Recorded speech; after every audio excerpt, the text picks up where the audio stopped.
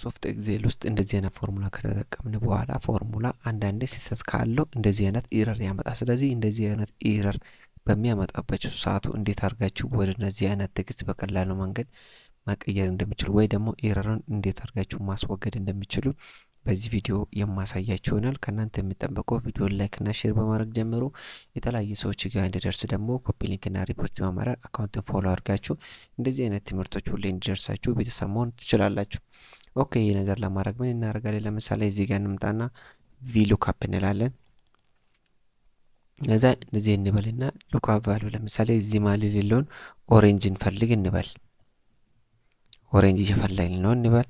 ከዛም በኋላ የት ነው ቴብል አሬ የት ነው የምትፈልጉ? ይሄው እኔ እዚህ ነው የምፈልገው። ከዛም በኋላ እቺን ነገር ሎክ እናርጋት። ከዛም በኋላ እንዲል አድርግና የት ሁለተኛው ሴልሱ ነው የሚፈልገው። ከዛም በኋላ ኤግዛክት ማቹን ስለፈልገው እንደዚህ ያደርጋለሁ። ከዛም በኋላ እቺ መልሼ ዘጋለሁ። ኢንተር በሚልበት ሰዓት እንደዚህ አይነት ኢረር ያመጣብኛል። ስለዚህ ይሄን ነገር ሪፕሌስ ለማድረግ የምንጠቀመው ኢፍ ኤንኤ የሚል የማይክሮሶፍት ኤክሴል ፋንክሽን አለ። ይሄ ነገር ምን እናደርጋለን? እዚህ ጋር እንምጣና ኢፍ ኤንኤ እቺኛውን እንጠቀማለን። ከዛም በኋላ እዚህ ጋር እንምጣና እንዲህ ካደረግን በኋላ እዚህ ጋር በኢረር ፋንታ እንዲወጣ የፈለግነውን ጽሁፍ ለምሳሌ ኖት ፋውንድ ከሆነ ኖት ፋውንድ ብዬ እዚህ ጋር ጽፋለሁ ማለት ነው።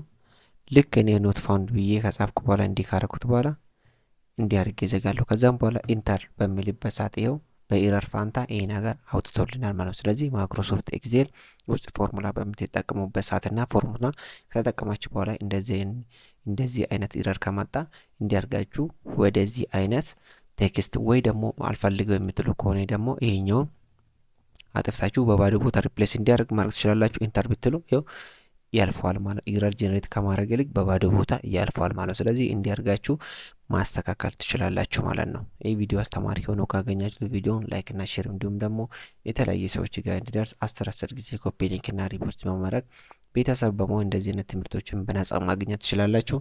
በሌላ ቪዲዮ እስክንገናኝ ድረስ ደህና ቆዩልኝ።